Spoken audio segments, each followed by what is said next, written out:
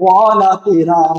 হুজুর আলা হযরত বলতেছেন যে বিশ্বের সকল বুজুর্গ, বিশ্বের সকল মুসলমান, বিশ্বের সকল মুমিন এবং মুমিনাত মর্যাদা এবং বরকতের প্রত্যাশায় সমস্ত মানুষই করে কাবা শরীফ তওয়াফ করে।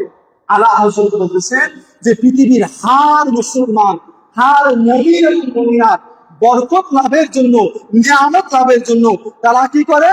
কাবা শরীফ তওয়াফ করে। কিন্তু আলা হযরত বলতেছেন, হে গাউসে পাক, আপনার মহান দরবারের এত মর্যাদা, এত সম্মানিত, আপনার দরবার এত মর্যাদাপূর্ণ, হার মানুষ, হার পৃথিবীর মুসলমান কাবা শরীফ তওয়াফ করার জন্য, কাবা শরীফ থেকে বরকত নেওয়ার জন্য হার মুসলমান কাবা শরীফ তওয়াফ করতে যায়। হে গাউসে পাক, আপনি শুনুন, আপনার দরবারের এত মর্যাদা, আপনার দরবারের এত ফজিলত, স্বয়ং কাবা শরীফ আল্লাহর নির্দেশে আপনার দরবার তওয়াফ করতে যায়। আল্লাহু আকবার।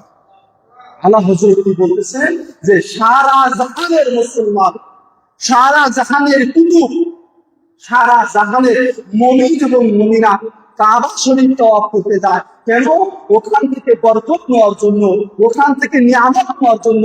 আর আলা হযরত বলতেছে যে হে গাউসে পাক, আপনার দরবারের ফজিলত, আপনার দরবারের মর্যাদা, আপনার দরবারের মর্তবা এত এত বেশি, খুব কাবা শরীফ মানুষ যার দিকে ছোটে, ওই কাবা আপনার দরবারের দিকে ছোটে।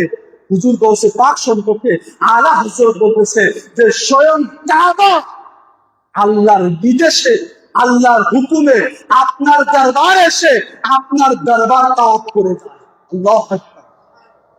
কি আজীব বিষয় দেখেন, এটা বললে মানুষের মাথা খারাপ হয়ে যাবে। কাবা শরীফ কেমনে করে তওয়াফ করে? আলা হযরত ইমাম মুহাম্মদ রাদিয়াল্লাহু বলতেছেন যে সারা মুসলমান কাবা শরীফ তওয়াফ করার জন্য অস্থির হয়ে গেছে, বেকুল হয়ে গেছে।